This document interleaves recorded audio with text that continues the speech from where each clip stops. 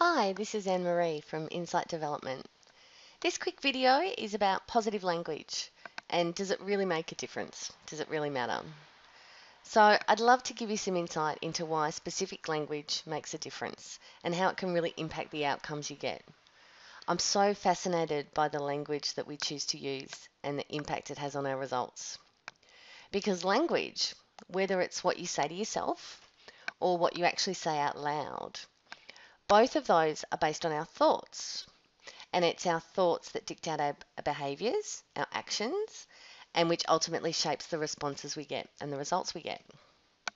It's so much more than just positive thinking and wishing, waiting, wanting, and hoping for something to be better. Positive language is actually part of taking action to get different results. This applies in managing yourself, managing teams, in leadership, and even in parenting and teaching. I know it's really easy to get into the patterns of language that we use, and it's easy to think that a different word here and there is just a little word, and what does it matter? So I'm going to give you a couple of practical examples that you can apply and have a play with. So firstly, a quick example of how our brains work. So I want you to not think about a giraffe wearing a bikini right now. So just go ahead and not think about that. So how are you going?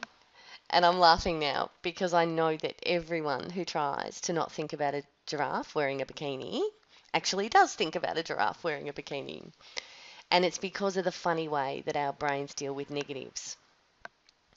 So what's actually going on here is that your brain has to firstly think about a giraffe wearing a bikini to be able to not think about it. It's a process of your brain going, okay, what does a giraffe wearing a bikini look like? Okay, I've got that now. So that's the thing I'm now not going to think about. So you have to know what it is or imagine what it is first in order to not think about it. And all of that's happening really quickly and unconsciously in your head. So what does that mean? Let's take another simple example. Perhaps you've got trouble finding where you've put your keys. So you might say to yourself, don't forget where you put your keys. But what you're really saying to yourself, to your brain, is imagine what forgetting your keys is like, or think back to the last time you forgot your keys so you know not to do that again. So what you're really doing is reminding yourself to forget your keys. Funny, huh? So that's very different to saying to yourself, remember where you put your keys. It's a very subtle change in the words you use, but by saying remember your keys, you've got to imagine remembering them instead of forgetting them. So that's just a word. How can it possibly change the outcome?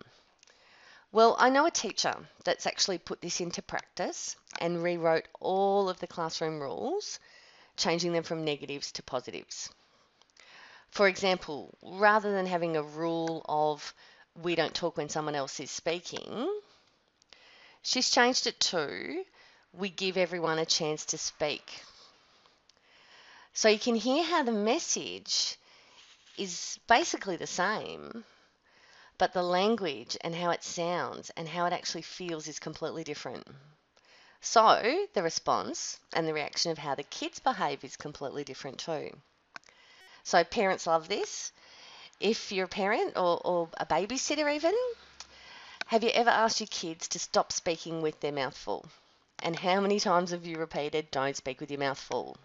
And do you feel like cranky old mum and dad having to say that over and over again? So what if you changed it to speak when you've finished eating? And it's great because it's actually a much clearer instruction of telling them what to do rather than what not to do.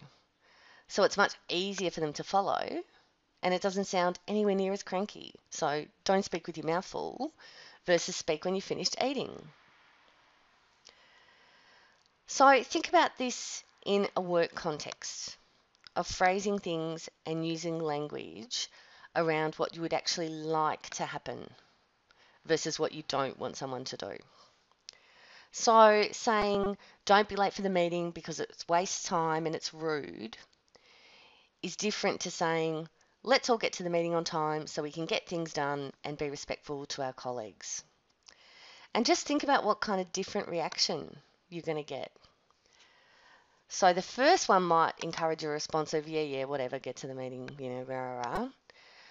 But the second, so let's get there on time so we can get things done and be respectful, is much more likely to get a response of, yeah, I do want to get things done and be respectful.